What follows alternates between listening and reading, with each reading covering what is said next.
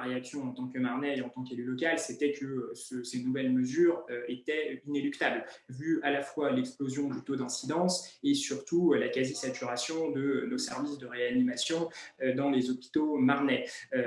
Ce que je regrette, c'est dans la prise de parole du président de la République, c'est qu'il n'y a pas de mea culpa. Il n'y a pas, voilà, en étant à toute la France, je pense qu'il aurait peut-être dû le faire un petit peu plus tôt. Donc c'est ça le premier regret. Je trouve que beaucoup de choses sont confuses. Il y a des vœux pieux sur l'évolution des lits en réanimation. On annonce des chiffres, mais comment on va le faire? Parce que quand on écoute un petit peu les professionnels à la télévision, ils nous disent tous que le problème, c'est pas tellement les lits, c'est le matériel, enfin le personnel plutôt, le personnel pour faire fonctionner tout ça. Et c'est ça qui nous manque le plus actuellement. Donc je vois pas, c'est un petit peu de l'incantation, je crains. Et il faut des moyens de personnel pour pouvoir le faire concrètement.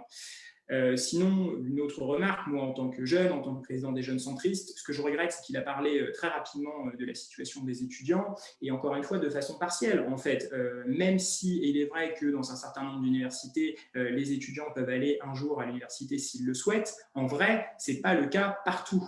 Et il y a des problématiques dans un certain nombre d'universités. Et en plus, un certain nombre d'étudiants ont déjà fini leur second semestre. Donc on voit qu'il y a une connaissance perfectible et qu'on n'a pas pris en compte la problématique étudiante comme nous on l'avait réclamé lors d'une tribune et comme le réclament un certain nombre d'associations d'étudiants.